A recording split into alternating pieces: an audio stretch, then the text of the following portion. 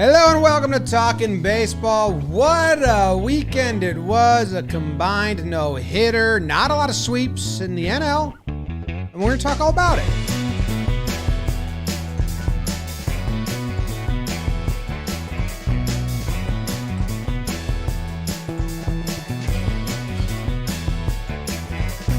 Hello and welcome to Talkin Baseball. Hope you're having yourself a fantastic Monday morning or afternoon. My name is Jimmy. Sitting next to me is Jake.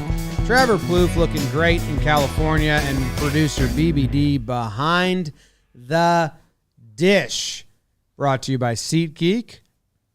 Also sponsoring the episode. You can use code TALKIN. Get $20 off your first purchase. I was just had breakfast with a couple. And they said they wanted to go to a game. And I said, hey, if you want $20 off tickets, you can use this code. And they did. And they texted later and said, hey, your code worked. Thank you. That helped. So you can do that as well. If you want to go see a game or concert or anything you want to do, SeatGeek. They got an app. They make it easy. Green means good deal. Red means bad deal. Stop. It's not the best deal. Green, go. Enjoy the game. So, Thanks, SeatGeek. Jake, how was your weekend? You could go maybe even see Trevor Plouffe at a game pretty soon. Rumors in the LA area. Tomorrow, go use SeatGeek, go see him. My weekend was good. Trevor's Yankees are hot in the street. New York City baseball is hot in the streets. I'm loving it. My dream is to have the Yankees and the Mets do a Subway Series while I live in New York City. We'll see how tight that window becomes, but things are looking good, while meanwhile everyone else on the West Coast says shut your butt because the NL West is nasty. My Angels, Trev's Angels, can't be stopped. Good weekend. Jess is away this week, so me and Noodle will be in survival baseball mode. Lot of ordering in, a lot of baseball, a lot of TikTok. Trev, how you doing? That apartment is going to stink. Let's smelly. open the windows up. Let's light some candles, baby. I'm doing great. I had a hell of a weekend. Started on Thursday. Kind of been on a bender since then. I've said on this show before, can't get hungover if you keep drinking. That's kind of where I'm at right now, except I haven't had a drink today. So these eyes, they still look good, though. Look at this. I'm awake, ready to go. I've already done one show today. Yep. My baseball knowledge is on point. I'm excited to talk about it. I kind of stumbled into a guy, like we haven't said his name once on this show all year, and he's having a magical season. So we'll talk about him a little bit. But my vibes are high. A lot of youth baseball for me this week. I will be at the Dodger game tomorrow. Dodgers versus my manager, Gabe's Giants. So that'll be fun. I'm bringing the family. James, how you doing, man? Doing well. I dyed my beard, Trev, so there's no more white in the beard. Yeah, you did. Yeah. Also dyed my hair, but I'm wearing a hat, so you can't see. So no more gray. So that's exciting for me until it fades, and then I have to do it again, and then it's like, this is a whole thing. Watch some baseball. Watch Blue Jays-Astros game. I've got a gripe with Saturday broadcasts after watching the Yankees and the Blue Jays one. Okay. They don't bring the energy on Saturday day games. Yeah, why not? I don't know. But I watched 2 games on Saturday, and both of them were just kind of like dull.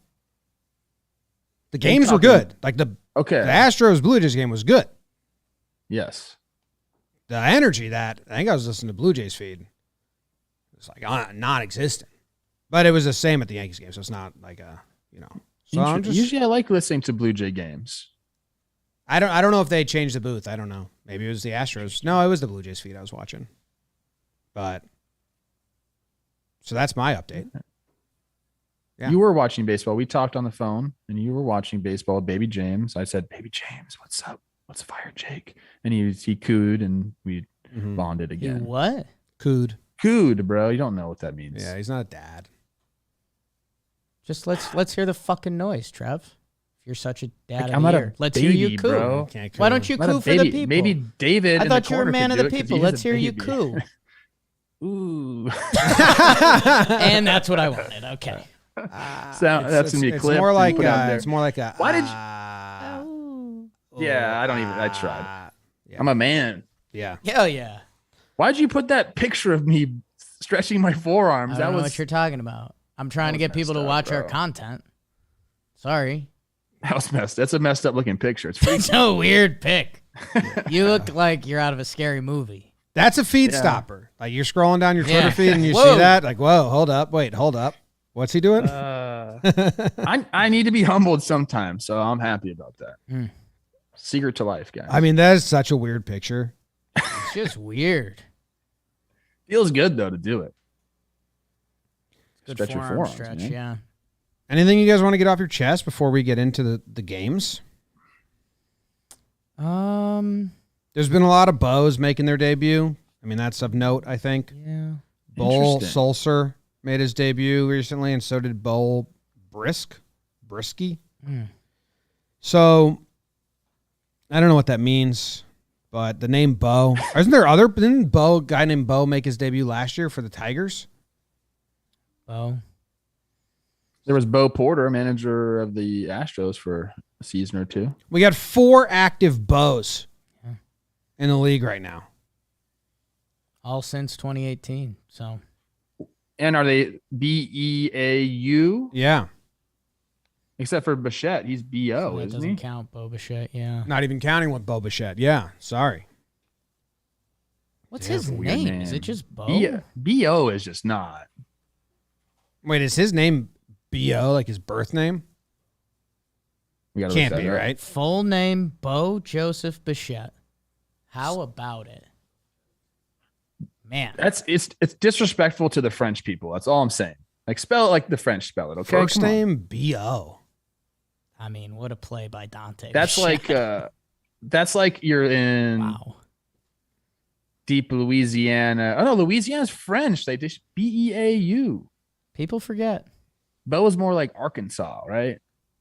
Dante Bichette, 274 career homers, 152 career swipes. It's pretty good. His first son's name is Dante, Former Yankees draft. named after himself. Joe Girardi's first son, named Dante, named after Dante Bichette. Joe Girardi, Dante Bichette go on a fishing trip with their sons. It's Joe and the Dantes. It's 3 Dantes and Joe Girardi. Sounds like a cooking show. That happened at one point. Joe and the Dantes hung Younger out. Dantes. His best friend. It's like I named my son Like James. You name your son James after me, and we all go hang out. It's Jake and the Jameses. Jameses. I dig it. Teddy's middle name is James, so he can come too. GJ. Nice. Well, he's Winston James. Theodore Winston James? Yeah. Jesus, Trev, that's the most regal name I've heard in a long time. Well, he's a stud. Theodore I wanted Winston Olivia wanted James James. Plouffe. Yeah. Coup again. Yeah, that's kind of a coup. All right, who's got the NL? Speaking of coups, Yeah. wait for me and James to fucking put a coup on this company. I'm waiting. You're in. You're James. You're good. Jake, it's you. It's just me then. Out. Just me then. Thumbs up. Let's go. NL recap. I'm leading off today. Here it is. Hey, Trev. Get on base. Give the offense a fucking chance today. I'm going to hit a homer, baby. We are going to start in New York where the Phillies went to take on the Mets. The Mets are rocking, baby. They take 2 out of 3. It was 3-0 Mets, 4-1 Phillies, and then 10-6 Mets. We know what happened in game 1. McGill, Smith, Rodriguez, Lugo, and Diaz. What'd they do? It was the no-no, baby. Nola wasn't bad himself. 6 innings pitched, 3 earned runs. McNeil had the go-ahead 2-run single in the 5th, but obviously the story of the game, that no-hitter. Diaz looked nasty there against Realmuto, the last batter. Game 2, our boy Gibby, 4 1/3 innings pitched, 1 unearned run, Walker had 5 shutout innings, so a nice pitcher's duel there. Schwarber with the go-ahead 2-run homer in the 7th. And in game 3, Scherzer goes 6 innings pitched, gives up a ton of runs. The Mets scored the go-ahead run in the 5th on a pass ball. Dom Smith had 4 hits on the day before the Mets need to decide if they're keeping him, which they did decide they're going to keep him. Robinson Cano, see you later. Schwarber had 2 home runs in game 3 too. Mets take 2 out of 3. Moving on to Pittsburgh, the Padres came into town and they took 2 out of 3 from our Pirates. 7-3 Padres, 7-6 Pirates in 10, 5-2 Padres in the rubber match. Darvish, 6-inning pitch, 3 earned run in game 1. They also were mocking him during the series. Did you guys see that tweet a little bit? That was fun. Cronenworth the go-ahead RBI single in the 5th of game 1. Hayes scores the winning run in the 10th on a fielding error by Hosmer in game 2. And then Musgrove dealt in game 3, 7 innings pitched, 1 earned run against his former team. Keller, not too bad either, 6 innings pitched, 1 earned run. But the Padres win 5-2. They take 2 out of 3. Moving on, the Nationals came into San Fran, and they did what to the Giants? They won the series. They took 2 of 3 from them. Nationals bang it first game. They win it 14-4. Giants win 9-3 game 2 before the Nationals opened up the offense again, 11-5 in the rubber match. Bell, Robles, and Franco each had 4 hits in game 1. They all had 4 hits. Let's go. Game 2, Webb went 6 innings pitched with 3 earned runs. He gave 11 hits, though. Estrada had 3 RBIs. And in the rubber match, the Nationals scored 5 in the first on 4 singles, 3 walks, and an RBI fielder's choice, and a balk. They take 2 out of 3 from the Giants. Cubs go into Milwaukee. The Brewers still doing it. They win 2 out of 3 from the Cubbies, 11-1, 9-1 before the Cubs took the last game 2-0 behind a strong pitching performance from Marcus Stroman.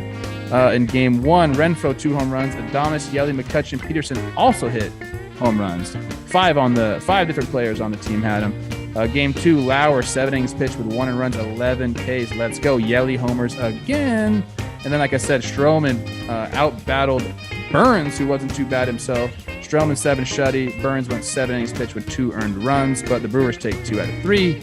And then we're moving on to Arizona at the Cardinals. You guys are not going to like this because they split. 8-3 Cardinals, 6-2 D-backs, 2-0 D-backs, and the Cardinals won the last game 7-5. Goldschmidt had 3 hits and 3 RBIs in game 1. Varsho, your guy, Jake, an RBI double. And Smith had the RBI ground out to take the lead in the 3rd in that game. In game 3, Marte homers, and Ahmed had homers in the 8th to break the scoreless tie. And then we will talk about one guy who exited the game in a little bit. Moving on, Reds, Rockies. Guess what happened? Rockies. Weep.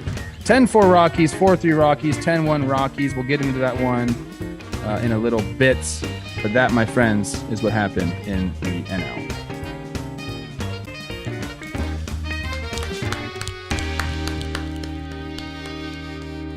I got to be honest. I can't hear the music, man. It's messing me up a little bit. You killed it. I did great, I know, but Electric. the music helps me out a little bit. I'll just let you know that you got 4 minutes, 37 seconds, and you just put it on your phone or something. I know, I need to do that. Your phone is right here. Hit by a pitch. You got on base, kid. Good stuff up there. Your NL standings, Mets are in first place in the East by 3 games.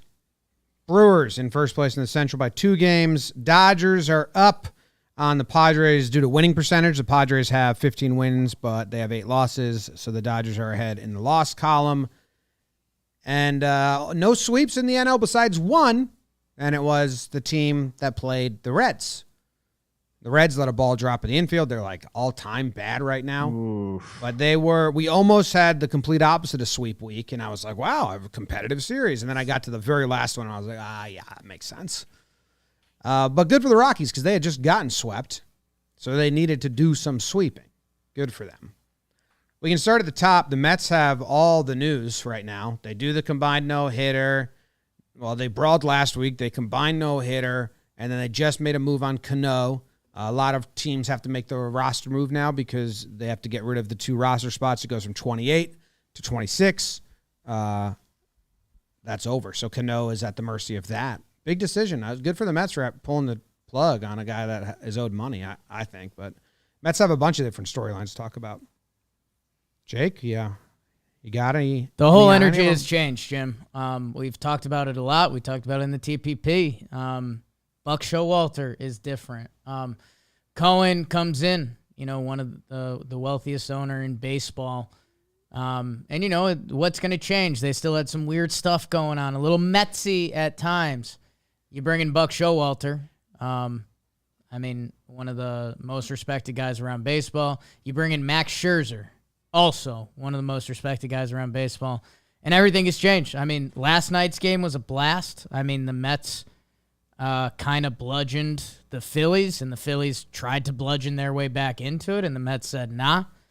And yeah, man, the whole energy is a real thing, and it's changed. They're the best record in the National League. McNeil looked good. They keep Dom Smith instead of sending him down to keep Cano on the roster. And, we all get to sit at home and say, like, oh, well, Cano might be fried. Just eat the $40 million. It's $40 million to pay a guy to not show up to the office. That's that baby James Trev Storielli deal that we're working out in the future. So, I love it. I know Mets and Yankees, and some people don't fully understand the Mets-Yankees relationship. I love everything that's going on over at Citi Field. Shea Station, Jerry Blevins was in the office today. They got the news live about Robbie Cano. And yeah, they mixed in a little combined no-no too because McGill's gross. So I love it. MetLife, baby. I agree. The energy has changed. It seems if you had to put like a emotion on this energy, I'll say what I think. I'm curious to hear what you guys think. Chat sound off. It's like an angry energy, like a pissed, like I know they're smiling and having fun, but there's like an edge, like pissed off energy, like with them. I think it starts with Scherzer probably. And all the hit by pitches. That's helped definitely. And, Showalter's not going to smile all the time, but he doesn't give like an angry energy to me either. I think I've said this already on the show. I think it starts with Scherzer. Like he's brought it and people are just kind of feeding off of it.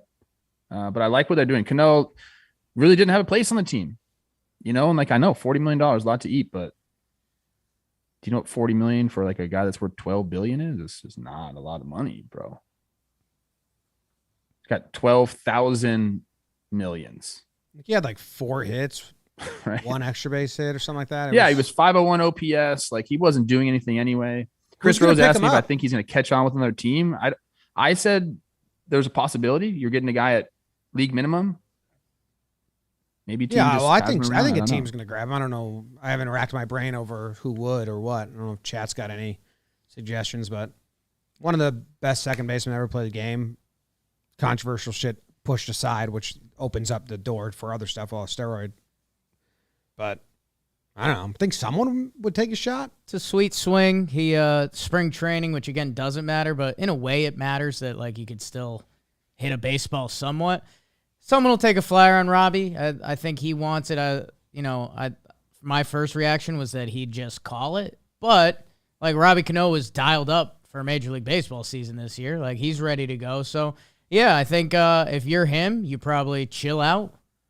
Hit a couple baseballs, and then whatever team starts getting the injury bug and they think they could use a little Robbie Cano. Also, how about those 15 DH spots that just opened up across baseball that like, hey, that swing is still so sweet. If Robbie can run into a couple. It's not that sweet anymore. It's tainted. It doesn't taste sweet anymore to me. It's tainted. It's like a nerd rope. No, those are delicious. I haven't had one in years. I don't put that in my body, but right. That is not. I agree with you. Back in the day, I was very into what Cano was doing, turning those double plays. His swing is sweet. I understand it, but no, it's all sour to me now, man. It just is. Okay. Phillies side of things, they had just won 4 in a row against the Rockies, and now they lose a series to the Mets. They had some big homers from some big guys in fun spots, but couldn't get away. They didn't hit game 1, obviously. Literally. No hits. Bad. But, last night, didn't Schwarber open it up? Didn't Bryce get Scherzer? Schwarber hit 2 and Bryce hit 1, but it was kind of... And they out-hit him in game 2 and won that game. I don't know what's going on with the Phillies. It sounds douchey to say, but I think Scherzer was kind of throwback pitcher mode, which again, it's Max Scherzer, so it's not crazy. But like, I think the Harper home run was 0-2, and he threw one over the plate. Where like, how many of today's pitchers would just bounce 3 in the dirt to Bryce and hope it goes? I think Scherzer was like in the driver's seat. I'm throwing shit over the plate. You might run into a couple, but I think we're still going to win this game. So it's cool. I mean, Schwarber's starting to get hot. 3 homers in the last 2 games. That's big. I mean, the Phillies just straight ran into a better team right now. Yeah, I don't think that the series wasn't super bad for them. That's a great movie. Obviously, the no-hitter is just kind of like an anomaly. Bad day. The other 2 games, you just chalk it up. They split those. Jolly had this excellent tweet. I'm trying to find it. It was not excellent. It was actually like the most savage thing I've heard in a long time. Damn. Oh, about Joely? Basically, he goes, how do you spend all offseason constructing the best lineup in the league only to get no hit, or like sacrificing your defense, having the worst defense in the world, and only to get no hit by Julio Rodriguez or something like that. Like, it was savage, bro. Sometimes it just happens. You have a bad day at the park, dude. Sure. 10 years ago for me. Jolly's feeling himself right now. My gosh, dude. And he should be. If you're a Mets fans, taste yourself right now. I got to get the right tweet up. I feel bad butchering it the way I just did. Fuck. Okay. You're good. Padres-Pirates. Padres took 2 out of 3. Won the bookends. Pirates snuck out a win in the middle game. Did you see that play where Hayes scored Keep Ryan from first on the air? They won. He knew right away. Threw the hands up. I guess everybody does that, don't they? Yes. Yeah. Yes, everybody does that. Padres, they're again kind of one of the question marks coming in this season. 15-8, man. They are off and rolling. Just the problem for them is the whole division still is. Yeah, I don't know. Decent schedule coming up. Guardians, Marlins, Cubbies. So, hey, just stay alive. They keep getting pitching performances. Get that Tatis guy back. They've been hitting, man. Yeah. They've been hitting. Machado looks good. When does Tatis come back? We're looking at a June thing, right? That's what it was initially. Originally, yeah. Yeah, I thought it was after the All-Star break. Oh, shit. I have no idea. That's just mentally what I remember putting in my head is that it was half the season. I feel like I remember 3 months getting thrown out there when the injury was announced. Not seeing any updates. So they said a mid-June return would be roughly 60-65 games. One line in a Sporting News article. Sporting News. Back to you in the booth, Samson. Nationals just hit like crazy against the Giants. They win game 1. They put up 14 runs. They win game 3 by putting up 11. They lost the middle game, but did they push 3 across versus Webb? I think they did. They did. That's kind of a win right now. I don't know. What's going on, Nats? You're supposed to be losing 11 series. hits. In 6 innings. How many hits did the Nationals have in this series then? Shout out to my guy Yadiel Hernandez. I gave him an award on an early Talkin' Baseball because he's a journeyman guy. He's raking this year for the Nats. And Josh Bell might be a name you hear around the trade deadline. Sorry, Nats fans. 351, 457 on base for big Josh Bell. And lucky for him, because you remember coming out of those Pittsburgh years, he had 1 or 2 meh years. It's looking like those are becoming the outliers. So that's love that for big Josh Bell. Robles had 8 hits, Bell had 6, Yadiel 5, Alcides 5, Caesar 5, Soto 5. Giants. Yeah. What happened? They Got. the last game No they scored home 5. runs? They scored 5 in the first and kind of held on and scored more against the bullpen later. But go Nats. That's fun, man. That's why baseball is great. Going to a team that's hot like the Giants and go take a couple from them. Nelson Cruz. I don't know what that means. Yeah, Nelson Cruz is supposed to get hot. You didn't get hot at all. Do you know the Twins got Joe Ryan for half a season with him? Whoops. Trade him back. Get Nelson Cruz back. Mm-mm. Maybe. Don't do it. Brewers They pitched should really trade well. for Nelson Cruz. That would be great. They should. Have both. They're going to. Brewers held the Cubs to 1 run, and then 2 runs, and lost the game where they allowed 2 runs because Stroman was nasty against them and shut him down. But Brewers are in first place, remain in first place. Their pitching's nasty, and I didn't see these games, but according to the numbers, the offense came alive. 277 batting average and 15 extra base hits with 9 home runs for the Brew Crew in those first 2 games. It looks like they didn't put up a lot of offense in game 3. So that's, even though they didn't sweep, they win the series. And it seems like, I guess Brewers fans, obviously you know more than me, it seems like the bats started to come alive, which is something they've been waiting to happen. Renfroe got that OPS in the 7s, baby. Happy birthday. And speaking of actual happy birthdays, Stroman was on his birthday. Wow. So we like that. We like a nice birthday performance. Dude, we got a bunch of 7-year-olds on this team now. Yeah. Aren't you just calling for that? Yeah. All right. Yelly got 4 hits, 2 homers, Renfroe 5 hits, 3 homers. So they had some fun. Hopefully that leads to more and more and more and breakout of the bats. Because if their bats start going at all, the Brewers are incredible. Yes. We had a caller this morning on our Baseball Today show, and admittedly, I did not get to watch the Brewers games. But he said that Yelly had a different look in his eye. So I'm going to go, eyes, he has 2 eyes. I'm going to go check this out and see what's going on, because usually with a look in your eyes, an adjustment has been made. So I'm going to go check it out. We'll report back to you guys if there's anything that's changed, but they get Yelly going. Like you said, James. Just a look in his eye, just hungry. TV on. Tired of sucking. Speaking of, my D-back split with the Cards. Love it. We had a chance to go 3 in a row to end the series. Cardinals come back. Harry Bader with the big home run. My guy Nick Ahmed with homers in back-to-back games. That's normally not his calling card. Shout out to my guy Merrill Kelly. He dropped it on him. 7 shutty. Snakes, how about it? We're playing a brand of baseball. Jake Snake Saturdays 3-0 the last 3 Saturdays. Yeah. Whoops. They just play on Saturdays. Look out. You don't want to see them on a Saturday. That's all I'm saying.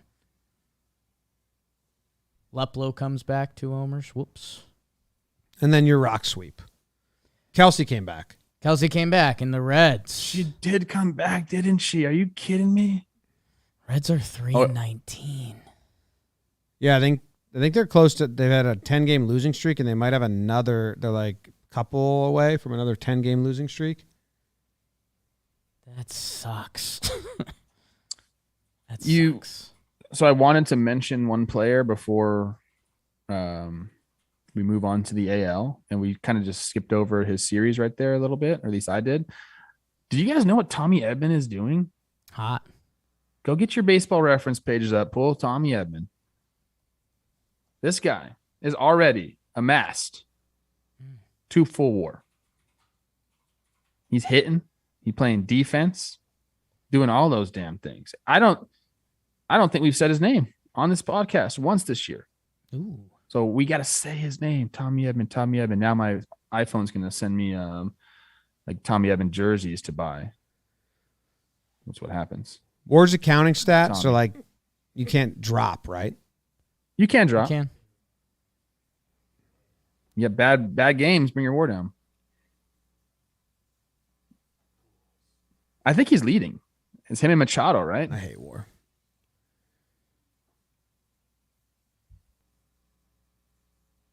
Yeah, Machado's at 2.2 and Edmonds at 2.0. And then our guy, JP Crawford. Why do you hate WAR so much?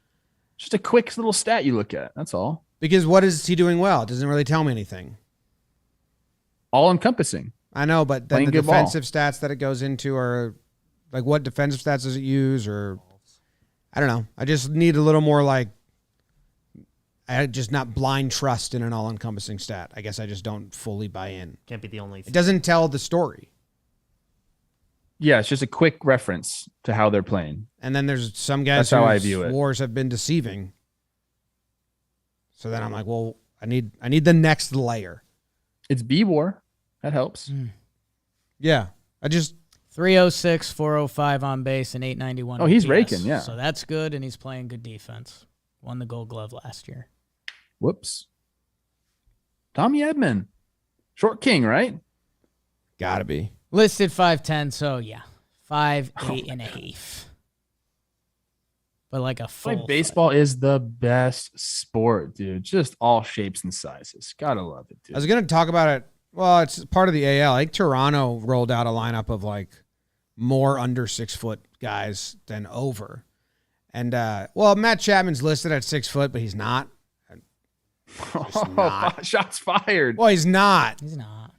He's not. I like Matt Chapman. He hit a bomb 5th row. Yeah. I stood next to him. He's not 6 foot. And then there's another guy on the Blue Jays that's listed at 6 flat as well. And maybe I forget who it was.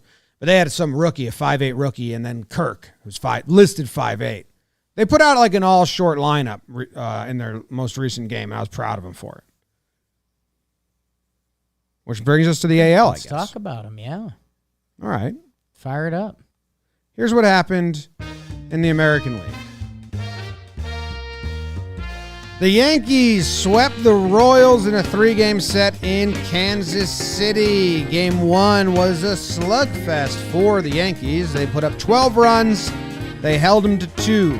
Game 3, both teams left double-digit men on base. The Yankees pushed 3 across on a sac fly, and a double play, which pushed a run across. And in Game 4, a sloppy back-and-forth affair where the Royals kind of just refused to win and allowed the Yankees to come back. Yankees pitched well. The whole series was just kind of like, bleh. Astros went to Toronto, and the Blue Jays took 2 out of 3 from them. They lost Game 1. They beat up on Astros beat up on Kikuchi, and then Game 2 was an absolute pitching duel. Springer went deep twice against his ex-team to lead the Blue Jays to victory 2-1. And in Game 3, you had Gausman and Valdez both pitch pretty well. Gausman struck out 10. Espinal hit the go-ahead RBI in the 7th. Gausman now has 41 Ks, 0 walks, joined Cy Young as the only pitcher since 1903 to start a season with 5+ starts, no homers, no walks. Crazy. Okay. Angels and the White Sox in a 4-game set.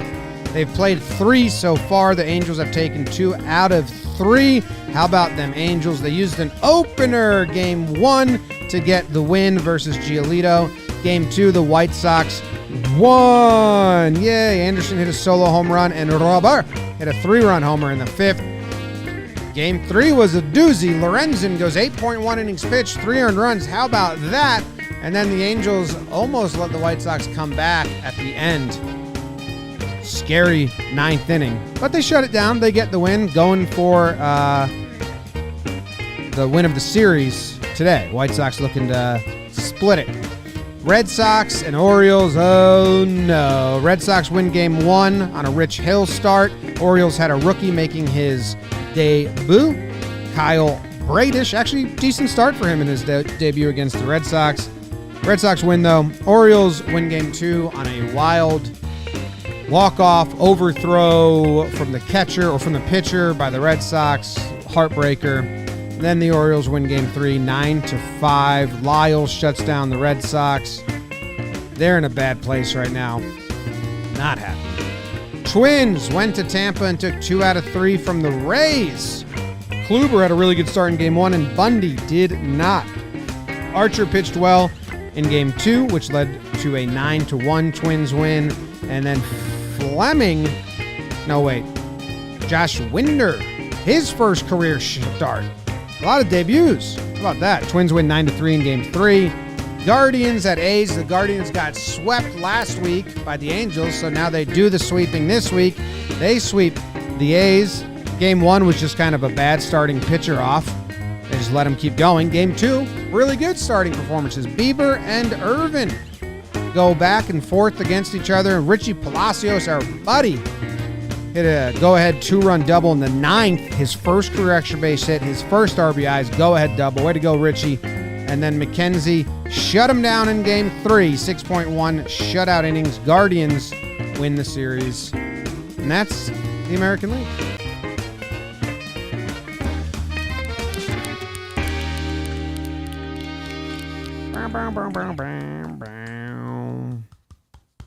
Great job, James. Excellent job. You got some standings, Timbo? Yeah, I do, if I can find the page. What a stat you had on Gossman. Pretty good start by him. Cy Young, huh? Freak. 1903. I'm so sick of Cy Young. It's like, you have too many records, bro. Just chill out. Like, Chill out. chill out. Yankees are leading the East by a 1.5 games. Fun series coming up. Yankees and Blue Jays this week. 4 games set. Blue Jays have had a tough schedule, and they have a good record. Yankees have had an easy schedule, and they have a good record. So it'd be good to see how they do against each other. The Twins lead the Central by 3 games, and the Guardians are now in second place with a 10-12 record. White Sox, what you doing? Angels lead the West by 2.5 games. That's kind of a fun division, too. Houston's 500.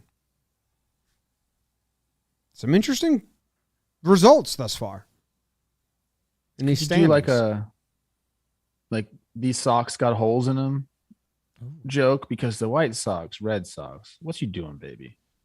White Sox. Yeah, I don't know. you've been what are hurt. the White Sox? I know you've been hurt a little bit, but come on now, you're not this bad. And the Red Sox, I don't know, man. I keep hearing this offense is going to start clicking. It hasn't clicked yet. We've been lucky enough that our Yankees are rolling 9 games in a row. I talked about all the good energy with the Mets. You can say a lot of the same with the Yankees, and it's tied to couple tweaks. I mean, the pitching, that's not a minor tweak. Their pitching is electric. Rizzo has been incredible. Judge got going this series. The Royals were a little sad. I was hoping to see a little more juice from the Royals. They're off to kind of one of the worst starts in baseball this year. And, the Yanks kind of breezed through them, and it felt like cool, dominant Yankee stuff. And, yeah, it's building up for this Toronto series, which, I mean, when we get to even the Astros or the White Sox, I think in a few weeks we're going to be reminded how early it still is into this young baseball season. Like the Astros being 500, you're like, whoa, Astros 500? And, in 3 weeks or so, if they reel off a nice little streak, they're going to be sitting right where you expect them. So, Yankees looked good in games that were odd and not exciting, kind of from the Yankees side. That kind of sometimes it feels that way in Kansas City. It's a strange atmosphere out there. What do you guys think of the play that everyone's talking about? The Bobby Witt, Gleyber Torres play. See where he slid off the base or like got knocked off the base. I don't think he got. See that? I mean, I don't think he got knocked. It's impossible to comment because everyone hates Yankee fans already. But I genuinely don't believe he got knocked off the base. I think he was coming off. Really? No way, dude. Because I slowed it down. I'm making a breakdown. He's got the oven mitt on, and he already missed being able to hook himself, like his hand on the base. He had nothing to grip on. He was just going. He had his leg though. There was the angle looking directly like parallel with them as they're running. I thought, oh yeah, he slid past the base. But when it was going like towards the left field line, it looked like he was going to be able to stay on there. And see him like reach back with the oven mitt, and he couldn't grab it. I think it was more of like he hooked the leg behind the base a little bit. It's near impossible. Bobby Witt Jr. Fast. Bobby Witt Jr. By the way, 100th percentile sprint speed. Yes. Holy, he's smokes. real deal. It's an awful play by Gleyber. I'll say this: Gleyber. It's not like Gleyber's intent was to push him off of the bag. Gleyber Torres goes full extension to try to make the play. So it's one of those things like it felt like kind of a clean act of baseball. Bobby Witt Jr. trying to escape, Gleyber trying to make a play. It wasn't like Gleyber was doing something malicious. That being said, like Gleyber, you got to have the scouting report there. Gleyber thinking he was going to track down Bobby Witt. I was going to, hey, Gleybe. Well, not so even much. like in a rundown, like if you do I'm just gonna run, like chase after him. Right. You can only do that if you're directing him back to second. I guess it's just like or you think you can catch him. Yeah, but even if That's you think the thing. you could catch Glaber him, thought he could catch him. but even if you think you can't. can catch him, Trev, they would still kind of direct you like it's not worth it. Just throw it. Well, you yeah. throw ahead of him if he's going toward if he's advancing. This is a really bad play by Glaber. I'd really like to see what Glaber's sprint speed was. I bet you he hit his top notch there, because when you're chasing somebody who's faster than you, I think you run faster than typical. Like there's like I went to a dog track one time, Okay. and this guy was explaining dog betting to me, racing. I don't know what you call it, and he said there are some dogs who just like to be in second place because they run faster behind these other dogs. I don't know, Glaber. What? Seabiscuit. Yes, exactly. I bet his sprint speed went up right there because he's chasing them. 50 percentile sprint speed Glaber, Jason after 100th percentile Bobby Witt. So that was funny. Hey, average. Not bad. Jays-Astros Liked it. I guess if you get a minute today, watch Gossman's splitter. I don't even know what you do with it. It looks like a left-handed pitcher's slider. Like it's ridiculous. I wouldn't even compare it to a changeup. It just moves so much, and I think it plays perfectly off of his fastball. He is one of the toughest at bats in baseball right now, and good for the Blue Jays winning 2 one-run games after dropping the first one to the Stros. It's a great series right there. Springer, Big time player. Springer Big time players wins a in that game by series. himself, basically. Offense. Springer was offense, defense, had the whole thing. My boy Matt Chapman went 5th deck. Yeah, it was nuts. I didn't even know there was 5 decks. How tall is he again? 5th deck. He's he's 6 foot, bro. Yeah. Right on the nose. Right on the nose. You love Chapman. That's your guy.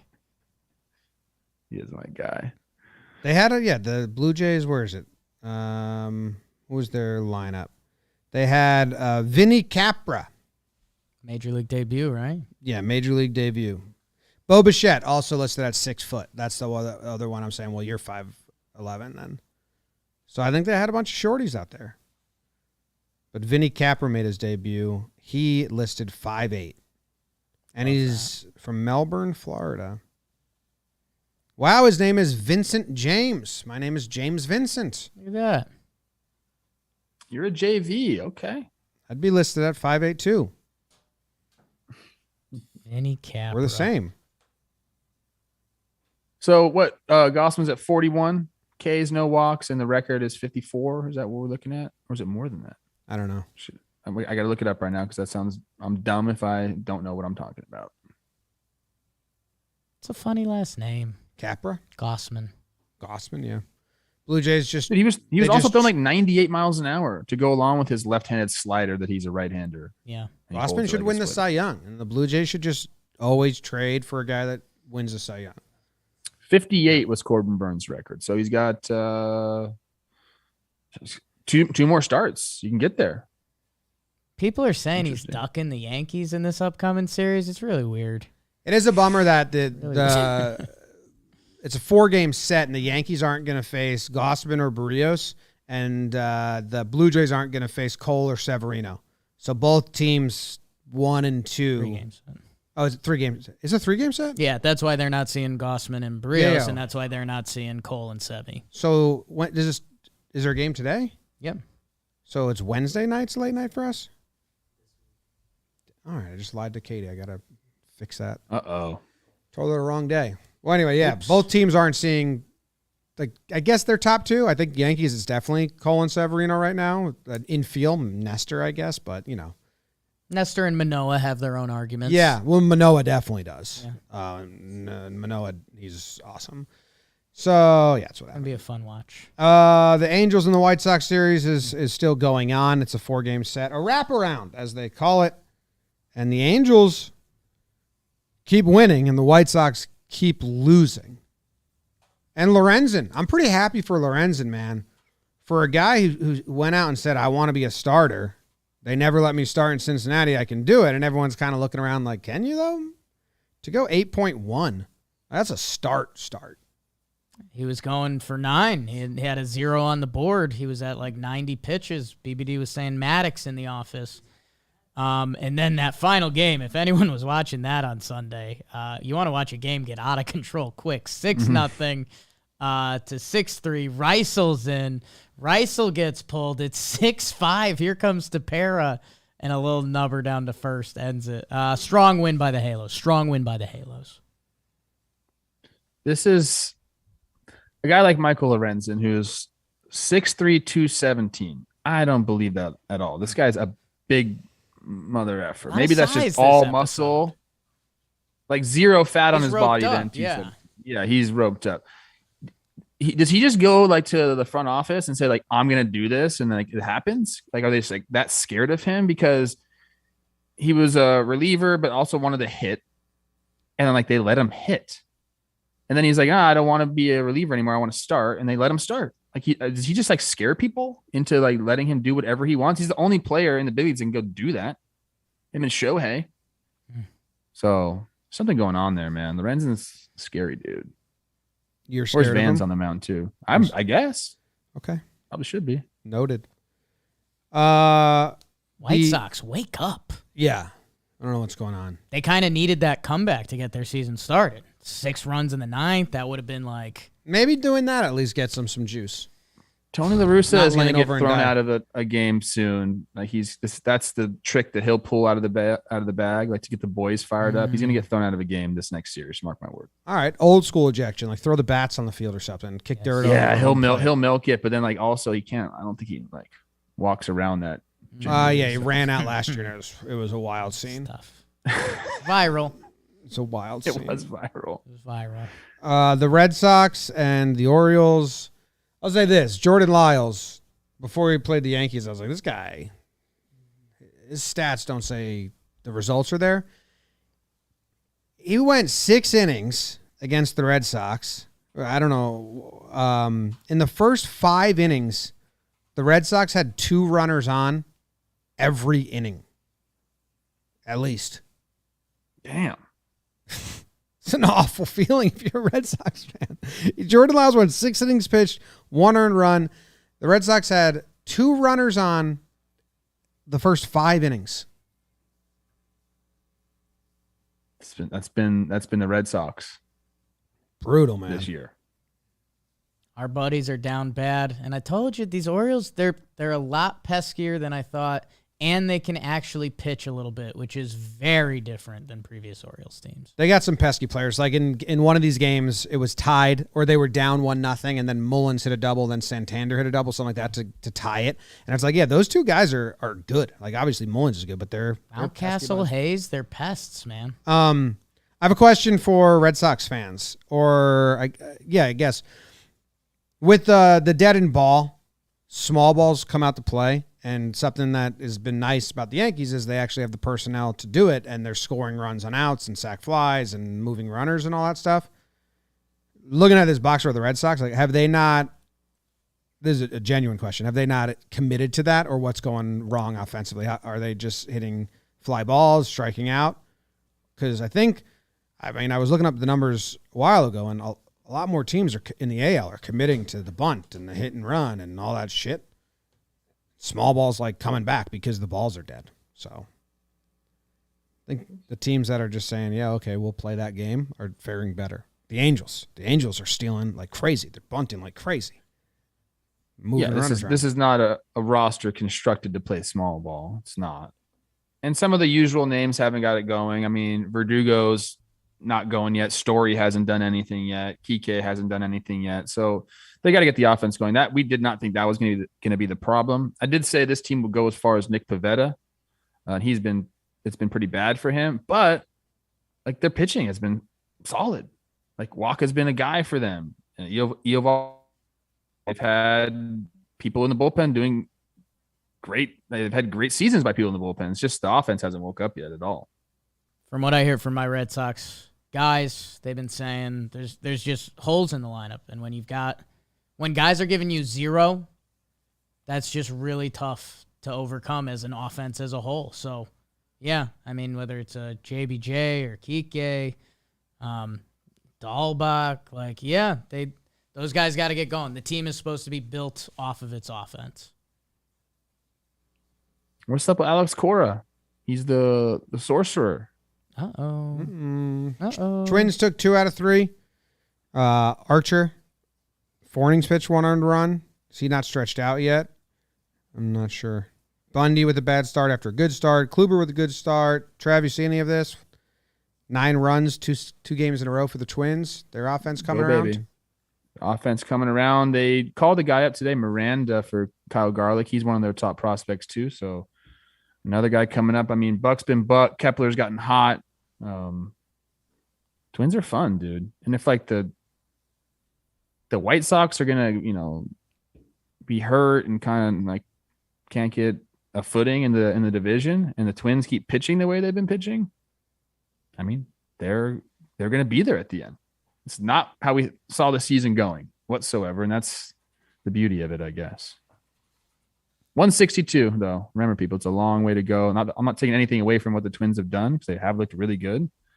But I think the White Sox, like, they have to, right? They got to get back in the swing of things. One hot streak, they're back. Guardians sweep the A's, and that's obvious. Well, the A's had been playing well, I thought. They were playing an okay brand of baseball. I got a little tidbit on the Guardians for later in the show. Okay. All right. How about that? Tristan McKenzie, hot. You want to go to the interleague? You got 3 interleague series this weekend. Oh, sure. 1, 2, 3, 4. Trevor, your Los Angeles Dodgers took on the Detroit Tigers, and they take 2 out of 3. 5-1, 5-1 swap both ways. Dodgers won the first one, Tigers, but the Dodgers, Walker Buehler, 5 shutout innings. And like that's so obvious, Tommy Kahnle comes back for the Dodgers. Former Yankee great. Man, he is a fun watch. He could be a big factor in that Dodgers season. Nasty versus lefties, that changeup. Mookie, Javi Baez, yeah, you're familiar with those guys for a reason. They have nice series. Dodgers take 2 out of 3. The fish with arms. I feel like we keep saying they keep winning series, and I like that. They take 2 out of 3 from the Mariners. Again, cross the map. Marlins 8-6, 3-1. And then the Mariners and our guy, Logan Gilbert, they get that final game. J.P. Crawford keeps going. Julio Rodriguez, pretty eyes. He gets his first major league home run. Hopefully that gets him started. Because, man, it looks like he's got all the talent in the world. Luzardo versus Robbie Ray. How about a couple southpaws in that middle game? Luzardo looking at Robbie Ray like, I can do that. I can do that, man. Go Marlins, go. They've got a fan in me. Cool, Jake. They don't care. They won 2 out of 3. And then my Texas Rangers, they take 2 out of 3 from the Braves. Braves, train's leaving the station. Let's start winning some games, Atlanta. A little bit of a hangover. I will say they had an unfortunate matchup. Game 3, they faced Taylor Hearn. 5 innings pitched, 2 earned runs for the win. They kind of never had a chance. That's our guy. We love him. Dane Dunning, always confused which arm he throws with. He has a nasty start in Game 2, 7.2, 1 earned run. Braves, figure it out. It's May. Get it going. Seager got it going this series, a couple home runs. Adolis Garcia, remember how much we talked about him last year? He has a nice series too. Rangers, they take 2 out of 3 from Braves, and that's what happened in the interleague baseball. In the interleague baseball. Interleague baseball. Marlins keep winning, but I feel like the Mariners have lost a couple series in a row. Am I wrong about that? Those are the 2 things where I'm like, huh.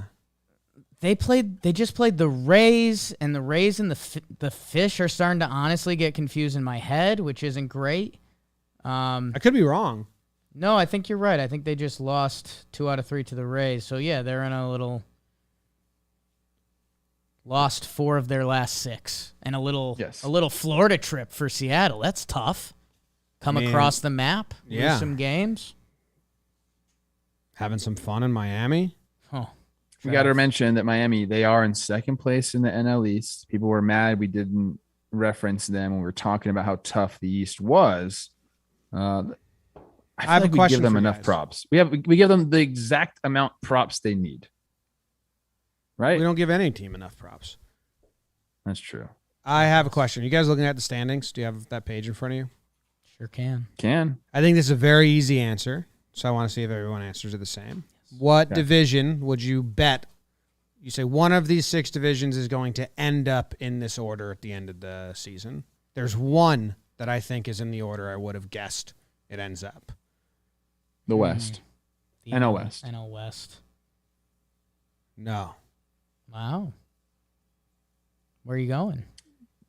I AL guess not East? the beginning. The NL Central is at this point, like, if I had to bet on one, just that being what it is at the end of October 3rd. A little different. Yeah. Would have had the Pirates and the Reds at 4-5 switched, but at this point. Yeah, Pirates and the Cubs with the same record right now. All the other divisions, it's like, there's no way this is how it ends in my brain. They just, like, are jumbled. I think the NL West can end like that. Yeah, I think so. No, I think the Giants will be in first or second place. Okay. They're good. I'll see I them think tomorrow. Padres can be right there, but I wouldn't bet that it's going to end that way. Sure. I know we're jumping series here. This is the series recap, and I want to talk about one game that's coming up, I think, tonight. Zach Gallen versus Pablo Lopez. 0.39 versus 0.6. Jake Snakes. How do they do on Monday nights? We're pitching. It doesn't matter. We play on Saturdays in the desert. Shout out the Marlins. You guys are doing great, and you can pitch the shit out of the ball. And we wish you would have signed Nick Castellanos. And yeah, Jeets was still there. But Cam, you're doing it. So who cares about Jeets? See you later, dude. Old news. Preach. Covered everything. Did I just contradict myself like 5 times in one sentence? That was perfect. It was beautiful. That was perfect. Tigers, what is he doing, baby? Are we ready to go there with them? Like, they were coming out hot, talking a lot of shit at the beginning of the season. Just has not gone their way, huh? They got to be bummed out. I mean, we had this conversation, but, you know, when the Tigers looked at themselves in the mirror, I think they saw something a little better than the outside world did, because they had a solid little year last year, and they added Javi and Erod, and they're calling up Torkelson. They got punched in the mouth early. I mean, hey, they lost 2 out of 3 at the Dodgers. A lot of teams are going to do that this year, but yeah, they got off to a slow start last year, right? So maybe that's part of Hinch magic. Yeah, I was Looking trying at to see like Torkelson. strength of schedule stuff, but the Tigers are right in the middle. They are pretty even. So there you go. Peven. I don't know. I'm looking at.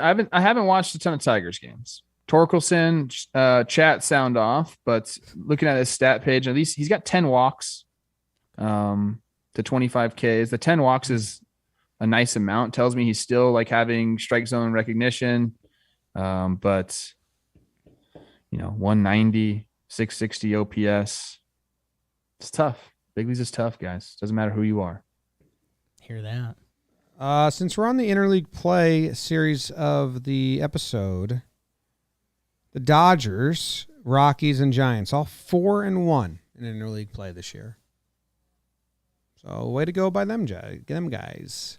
That means the NL must be like winning. Come on. Come on, AL. Tigers blowing it. They got 4 losses.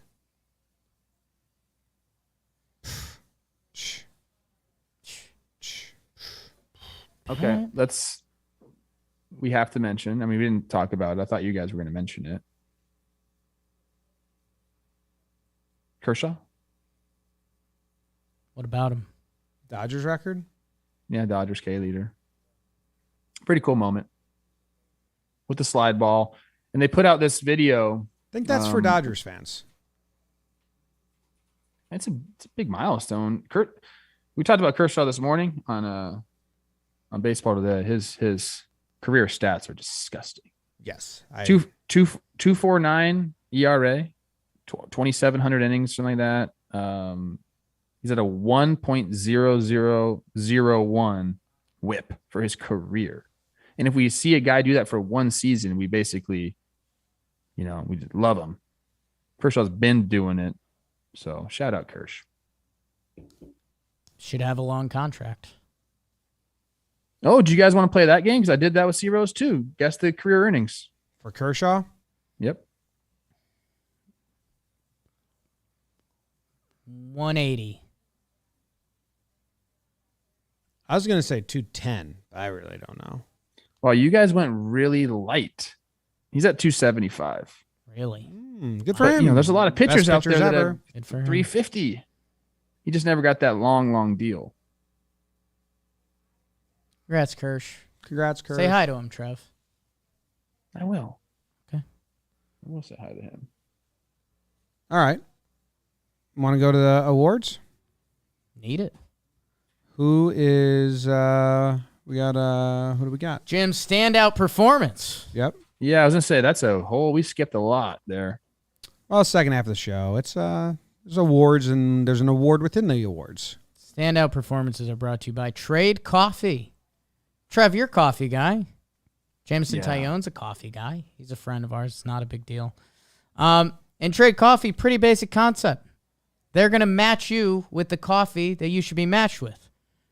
They've got 450 different kinds of coffee, live and ready to ship every day. There's no one perfect coffee, but there is a perfect coffee for you using Trade's human-powered algorithm. Wow, I like all those words. Right now, what you can do, Trade is offering new subscribers a total of $30 off your first order, plus free shipping when you go to drinktrade.com/baseball. drinktrade.com/baseball. That's more than 40 cups of coffee for free. That's a decent deal. I'd do that deal. Get started by taking their quiz at drinktrade.com/baseball and let Trade find you a coffee you'll love. And you get $30 off. And by the way, Mother's Day is coming up. Does your mom drink some coffee? I bet. A Trade subscription is the perfect gift for coffee lovers in your life. drinktrade.com/baseball. Oh yeah, Sure, nice Mom. one. Like coffee? Yeah. My mom likes coffee. Be honest, she throws a little Bailey's in there more than I expected as a youth. Ooh. That's just honesty. That is just honesty. Not shy about it. Where you boys going? Trev, you're up I'm ready. first. Yeah. Standout Standout performance. It's going to be a guy who just took the game over all by himself. My guy, George Springer, 2 for 3 with the 2 homers, 2 solo shots. Those were the only runs scored in the game. Put the team on his back. Had a really fun series. He's just like an electric player to watch. One of my favorite players to watch in the big leagues. So well-rounded, and just like how can you? I mean, I know how you can hate George Springer, but I was about to say, how can you hate George Springer? And there's one big thing you could say about him. But I love watching the guy play. So he runs all over the field. He's exactly like, he's a gamer, man. Like you get one of these guys in your team, it's like, thank you. We need this guy. I have one on my youth team right now. His name is Wiley. I feel like Wiley and George Springer are kind of similar attributes. Wiley. That's Wow. a great name. Yeah. Shout out George. Of course he's going to take over. Grew up with a Wiley Walker power name. Wiley Walker. That is a good name. Yeah. George Springer homers a lot. Makes really good plays. He's so good. I know he He's has. so I good. know what he's got on him, but dang. It's a good pick. Good pick. Thanks. I saw those homers. Only 2 runs they scored that game, and they won. Yeah, Montoya got ejected, which was really funny because it was one of those where, like, your star player's mad at the ump, so you have to get ejected. Like, I believe that if that wasn't Vladdy arguing, or it didn't happen, and this is normal, it didn't happen to Vladdy. If that happened to Gurriel, there's no ejection. But Vladdy got rung up once. He was mad. He went to the dugout. He was talking. Then he gets rung up again on, like, the same thing. And Montoya was like, all right, I'll go get ejected for you, Vladdy. Here you go. I love you, bud. It's like Waddle's out there. yeah. It was interesting to see the umpire, saw the bat throw, pointed at it. Like usually they point at it and they put the hand up and that means you're gone. But I think right then his brain was like, shit. No, that's when they give you the fine. The equipment It fine. looked like he wanted to go. Okay. And like, sometimes that he wanted to say confuses me when they point, because you get a fine if you throw your equipment, and how they signal that is they just point at the equipment. Point at it. He was looking at it, and I think maybe you're right. Maybe that's all he was gonna do. Maybe he thought about this beforehand. Like, can't throw Vladdy out in Toronto because people will be very upset with me. And I think also Charlie knows that, and he said, "I got to get out there, and I'll get thrown out, not my wagon having banging, slanging." You got it if you're Charlie. Guy. But it's just funny because it's like, here we go. I am going an odd route. It's kind of a cheating route. I'm going to shoehorn something in here to Standout Performances because I want to talk about it anyway. My standout performance is Jordan Romano. Okay. He pitched in this series against the Astros, but it's kind of I usually don't do this at all, but it's bigger than that. So it's just the season. And the Blue Jays have had a tough schedule, so they've been in a lot of close games. Jordan Romano has 11 saves. The Blue Jays have won 15 games. They've won 4 games where they didn't use Jordan Romano. And he leads the league with 13 games played right now. Leads the league with 11 saves, 12.1 innings. I think that's the most out of any closer or reliever. Not reliever, but closer or kind of holds guy type thing. They just been put his arm to the test. So as the Blue Jays, it's awesome that he's been there for him right now and he's blown 1. But they got to get some blowouts. Otherwise, I'm worried about my guy Romano's arm. And the schedule does ease up for them, but I don't think it really eases up till after May. But I was looking at that today. I was like, damn, that's very impressive. When you got a tough schedule and you got to beat good teams, you're going to rely on your closer a lot. And he's been there for him. But 11 of their 15 wins, he's closed out. That's nuts. It's kind of like an elite closer in the game right now. I mean, the 11's nice, but like just going over, looking at what he's put up, the numbers he's put up, it's pretty impressive. And he's gotten like you know what I like about him? I like this in my relievers, especially lockdown people. They all got something they do. You know, Kimbrel with the fucking arm out there, you know, people have stuff. This like crouch thing, it's his. So shout out Romano. You have something and you're good. Very marketable. Yeah, the Blue Jays run differential is 0. Interesting. Mm-hmm. Coming off 31 straight saves for Romano. That ended last week. He's gross. And it's kind of a fun part of like a new young team that's introducing themselves to the mix. When they've got a fun party trick at the end of the game, that's a fun part of the story. Oh, this is your guy that at the end of the game is like your final soldier. What year was that? We were at opening day and he pitched against the Yankees. Was that 2021 or was last that year? 20? Yeah. And he had a good 2020. Maybe we didn't even like just think about him, but he came in to close it out. We're like, who the fuck is this guy? Some Blue Jays fans in the chat saying the ball has helped him out a lot and that he hasn't looked as good as his numbers are. Baseball Savant has his numbers pretty awful. So maybe push will come to shove. 5% in average exit velocity, 5% in hard hit rate, bottom 20 in expected batting average. But he's got whiffs. He's got chase. He doesn't walk guys. I mean, look at his stats from the last 3 years. Like they're mirrored. They're identical. Like he's been a guy. Like sometimes they're just a guy that doesn't care if his numbers are blue on Baseball Savant. He gives a shit. I get outs, bro. I want to make bank, bro. So his FIP is much better than it's been the last 2 years. So how is his Baseball Savant so bad? I don't know, man. 14 Ks, 2 walk. I don't know. So when they're hitting it, they're just hitting the shit out of it. Someone explain that to me. I don't know. Is he Canadian? He is. Oh, that's beautiful.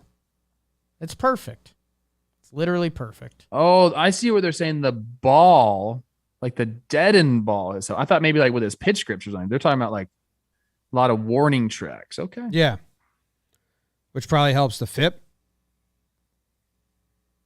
I guess.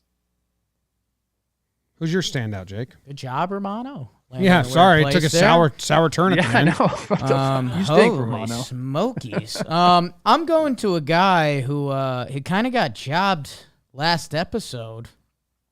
Yeah, what? Or 2 episodes ago, excuse me. Eric Lauer, the starting pitcher for the Milwaukee Brewers. Last time we saw him, he had a monster game. But we gave a lot of credit to Angel Hernandez, who was behind the plate for his 6 innings, 13 strikeout game. Well, he said, you know what? Throw someone else behind the dish, and I'll go 7 innings, 11 Ks versus the Chicago Cubbies. Couple things I like here. Hey, that's a great start. Good job, Eric Lauer. The Brewers are 4-0 in Eric Lauer start days. We love that. Jim, I went into some pitch mix for you because I know that's one of the things that makes your Winky move around a little bit. Is he throwing the cutter more? You know he is because it's 2022. He kind of ditched the changeup. You think Eric Lauer, kind of a lefty twirling it, is he going more change? That's out. Sliders up, cutters up, and his main fastball down a little bit. But hey, Eric Lauer, we Brewers coaching staffs, organizations, those Milwaukee Brewers pitchers, we give them a lot of credit and their staff. And now here comes Eric Lauer. Pretty much trying to join the law firm. And he's having an incredible start to this season. His curveball and cutter are getting smoked. So I wonder if he makes another change to his pitch mix soon. Slider's looking nasty, though. You know what's crazy, man? What's that? Think about all these teams who had good pitching. Okay. You think about Giants. You just talked about the Brewers and what they've been able to do. The Yankees, you guys have watched them very intently. You know their pitching has been incredible. 138 ERA plus for the Yankees is second in the league to the fucking Dodgers at 170. What is going like? Are they who we think they are? If Canley's They're just that they good. Just added another guy too. Yeah. Scary. Yeah. Scary. All right, Trev. It's that time of the show. Okay. Slump Watch. But hopefully we got some people hot, Yikes. We put Brandon Lau. He was on there twice in a row. Cody Bellinger, Nelson Cruz, Ketel Marte, and Franmil Reyes on Slump Watch, hoping that we got some of them off. Oh, shit. This is looking bad. Yeah. B-Lau went 2 for 12 with 2 doubles and 3 Ks. He's not off, but he might just be not on anymore because that's his second time. And can we wait around? This whole thing is grossing me out. Cody Bellinger, 1 for 11 with the double, RBI, a walk. Nelson Cruz, I'm desperate to get him hot. He went, and the whole team was hitting. He went 1 for 13 with 2 RBIs. Our best shot is Ketel Marte. He had 3 hits. One of them was a homer, one of them was a triple, and one of them was a double. He's hitting it. So he's getting extra. His slugging's through the roof this series. 563 slugging with a 188 on base. So his OPS is, what'd you say? It's in the 7s. In the 7s on the series, Jake. Let's just take him off and say, okay, best of the bunch. You guys ever use a bowl or something and maybe you leave it out and there's something in there and that bowl ends up being really dirty and you're just like, you know what? Just toss it. We had a good run.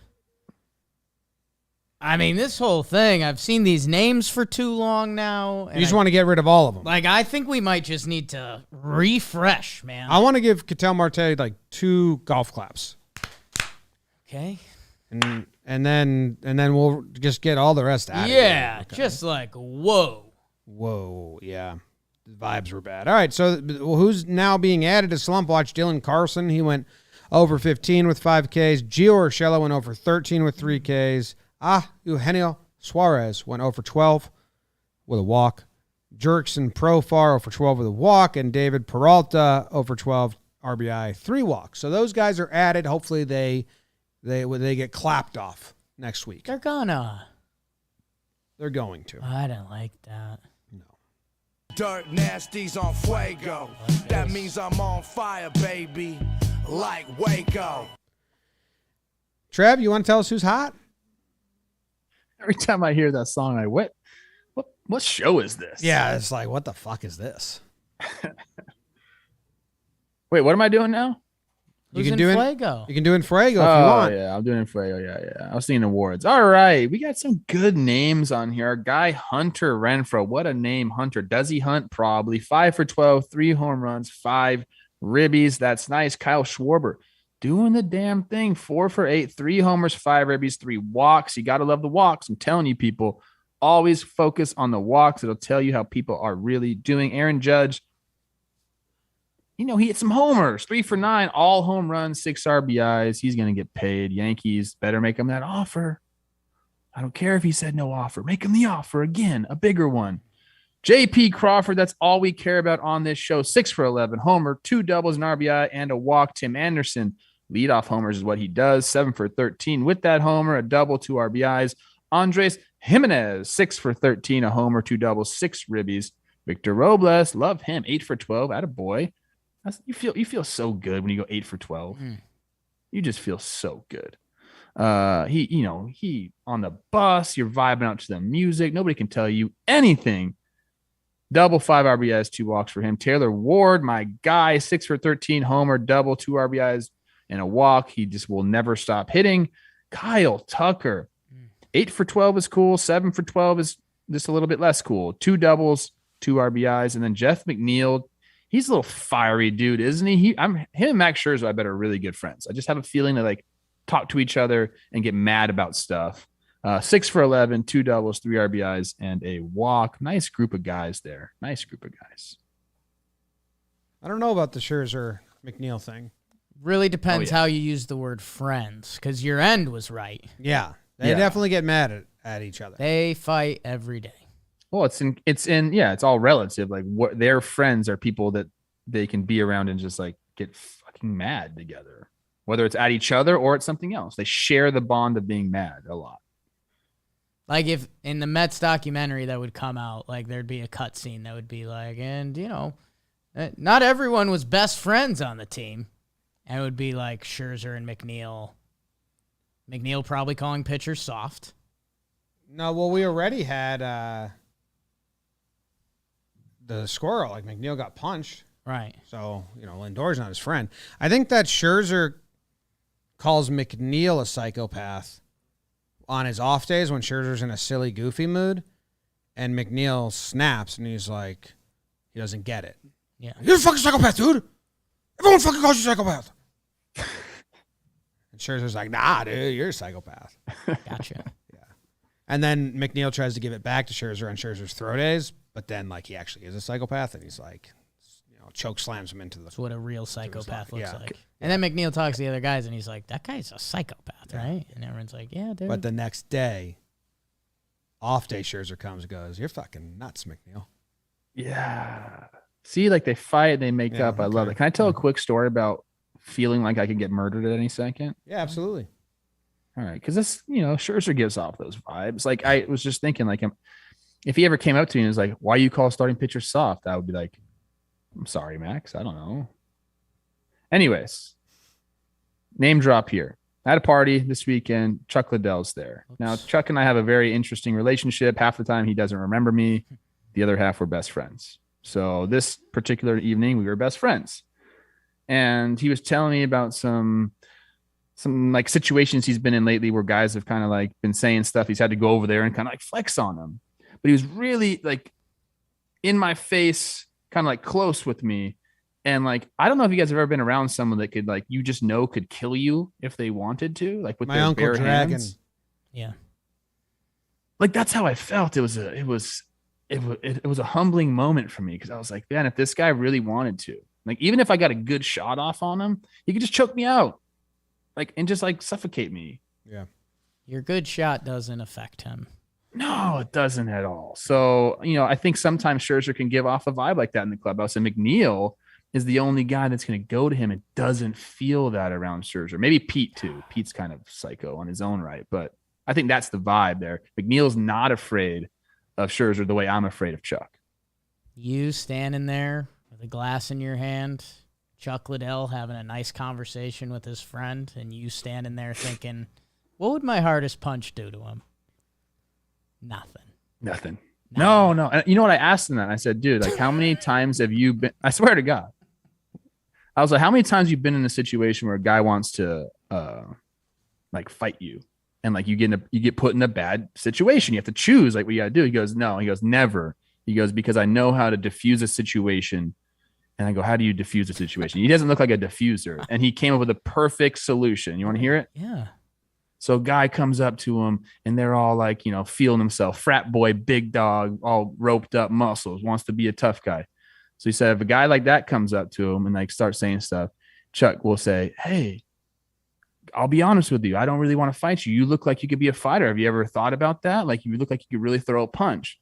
And he goes, that way the guy gets the satisfaction, gets to go tell his friends, Chuck Liddell said, I look like a fighter who can throw a punch. And so I thought that was genius by Chuck. Very enlightened response to that question I asked him. Smart guy. Really good stuff. Yeah. You should fight him. Nope. I love Chuck. I want that on record. Okay. Do we have Kelsey's thing on the soundboard anywhere yet? Okay. Oh, we don't have Kelsey? She sent it, but we don't have it. Not yet. Trev? My award is I had something else going on, and then this got brought up on Baseball Today, then in my Twitter as well. This is the 10-year anniversary. I'm going to call this the Weave Daddy Award. It's a 10-year anniversary of Jared Weaver's no-hitter against the Twins that I was a part of. So I guess, I want to just shout out Jared a little bit. This was in he hadn't declined down to the 80-mile-an-hour fastball range yet, but he definitely wasn't the 96-mile-an-hour flamethrower that he was.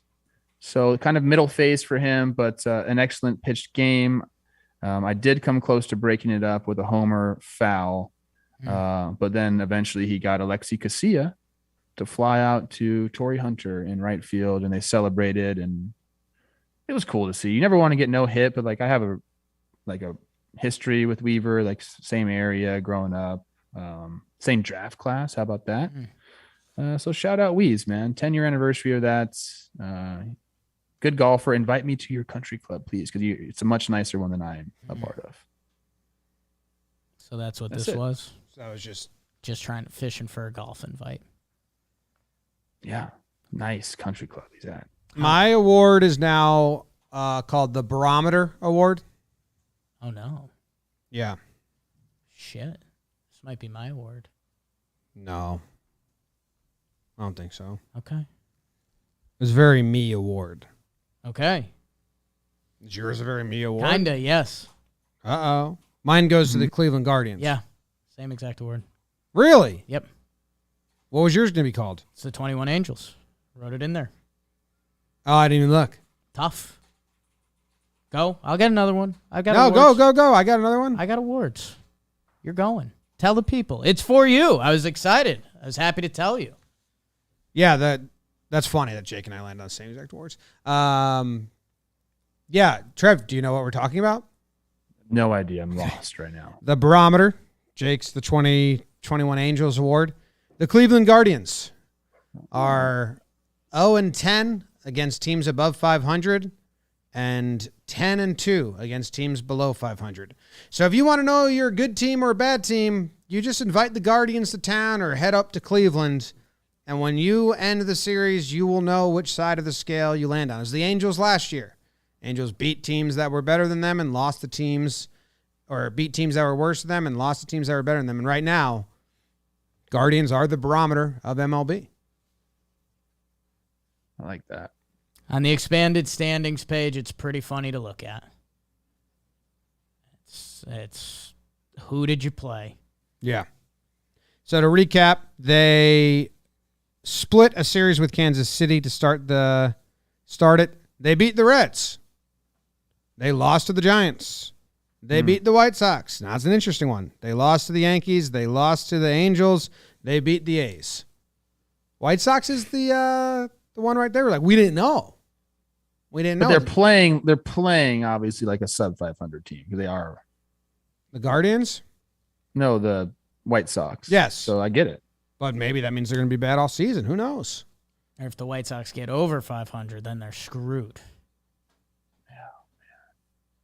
I like that award. It's nice to have a barometer. Yeah. So who do the Guardians play next? Padres, they should lose. Toronto, they should lose. And then the White Sox again. So that's kind of like the White Sox can now beat them. And then you say, well, we did both. And you're like, okay, we'll wait to the third time. 0-10 against teams that are better than them. Tough. Sorry for stealing. It's beautiful. That means You it's guys are important. really going to have the same It's award? tops. That No, means Jake it's said he'd important. pivot. I would have No, pivoted I've if Jake wanted. I've got other awards. I didn't know he I was come a into pivoter. I come into the show with 3 awards just in case. Your pivot. Yeah. That's the IL. You got to know your role there. I'm doing the All It Takes Is One award. I mentioned it briefly before. He's got to be on every hot boy list for like the next 5 years. But then those tweener years between being young and rich, you come off the hot boy list and then he'll be really rich again and then he'll be full hot boy. It's Julio Rodriguez of the Seattle Mariners. My guy hit his first home run. Trev, you mentioned it briefly the other day. You were like, hey, I mean, him and Kelenic, they're struggling. What do you do with these guys? They're big-time prospects. I think Julio's about to go. He has 9 stolen bases. That leads Major League Baseball. He has 0 caught stealings. I think he needed to see one happen. Trev, you've talked about the scoreboard effect. When you see that 0 or the low batting average, sometimes that starts to dig at you a little bit. I think he's special. I think Major League Baseball is really hard. I think a little humble pie here and there helps you. Our guy, Garrett Cole, this year with the Yankees needed a little humble pie in his first couple starts to kind of get him back on the right track. The Mariners, they are 12-10. My Angels look a little feisty. The Astros haven't fully gotten it going. It's been a solid start. J.P. Crawford's going nuts. Logan Gilbert. Julio Rodriguez is 4th in WAR with his tough start. I think he's about to go. And, man, I think he's genuinely future of baseball between the speed, the power, the smile, the eyes. It's all of it. So I'm excited for him, excited for Seattle. I guess I got to Google his eyes. Twice you brought him up. Good-looking guy. I don't really remember like beautiful eyes out of Julio. Like nice body for sure. Yeah. But You guys look for different things in people. Yeah. we do. We mentioned I think maybe it was the Friday show or was the Wednesday show. I said that. I said Kelenic and Julio got to get it going. And people in the chat said, yeah, Julio's looked a little bit better. April 22nd, so that's basically 10 days ago. 2 hits, and then he went 2 hits, 1 hit, 1 hit. Then he had an 0 for 1 hit, 2 hit, 0 for 3 hits. So only 2 0 for games, a bunch of round numbers there. That's the confidence right there. Okay, hits. It doesn't even have to be. Homers are great. Yeah, this homer might get him going. But if you're consistently getting on base, that's the type of spark a young guy would need. Okay, I can do this. I'm barreling the ball up. And you mentioned the 9 stolen bases, man. Got to play small ball in the dead ball era. It's back. Last Is it 9 the new dead ball. Last 9 games, kind of like you're saying, Trev. 364, 432, 978 OPS with 5 swipes. Special. But it's so early. Like just looking at the game log right here. Before yesterday's game, he was hitting 205. Yeah. Goes off 3 for 4. He's hitting 234. So like one hot series, the guy's hitting over 300. And we're like, holy shit. Baseball. Who's the best friend of the week?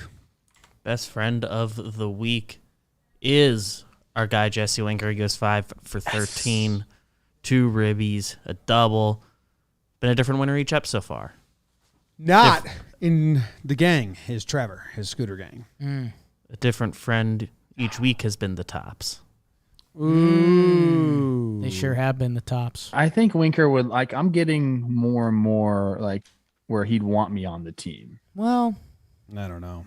I know where we do want you, Trev. It's tops. It's finally here, the 2022 Topps Series 1 Baseball NFT Collection. It literally just dropped, Trev. 1 p.m. Eastern. It's available now at topsnfts.com. Buy standard premium packs of officially licensed NFT digital collectibles featuring your favorite players and teams from one of Topps most popular sets.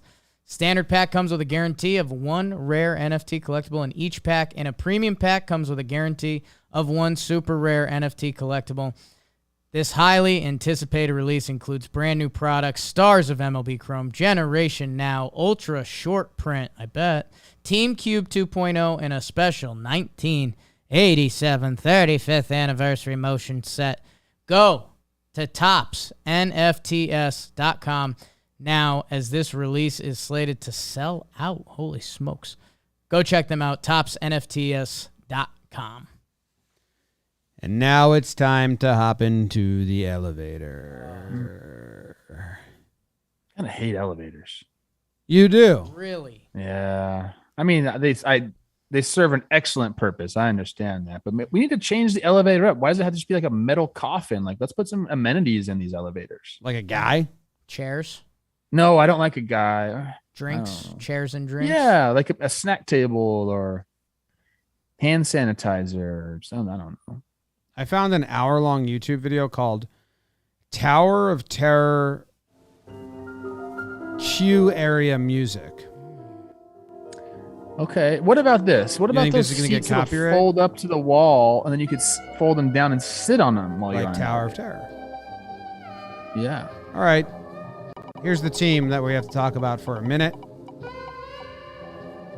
Oh, it almost was a one orange team, but then it slightly got to the next orange team, the San Francisco Giants. They just lost the series to the Nationals, Trev. Are you worried? They're in third place now? How worried are you? No, their record is great. They got a big series coming up here. It's a 2-gamer with the Los Angeles Dodgers. Coach Trev will be in attendance. The first one, I believe it is Urias and Rodon tomorrow. So that's a nice little pitching matchup to start the series off. Not worried. Do you think Giants fans are talking about how much they miss Gossman at all? Maybe a little bit. They've had some COVID stuff going on. They haven't exactly been running out like their best lineup in the last couple of games. So you could talk about that. Say, hey, we're going to get our guys back. We'll be fine. We still have a great record. Gabe Kapler's the hottest manager in the league. Everyone knows that. That's true. 2 versus the Dodgers, St. Louis for 4, and then they host the Rockies for 3. So it kind of just depends if Kelsey's there or not. If you're a Giants fan, you got to be a little bummed out that the Dodgers are, again, just this good. Yeah, but you can't be shocked. You're not shocked, but you're just like, come on. The pitching's that good? Look at the lineup. Chick sucks. Giants lineups have been funky lately.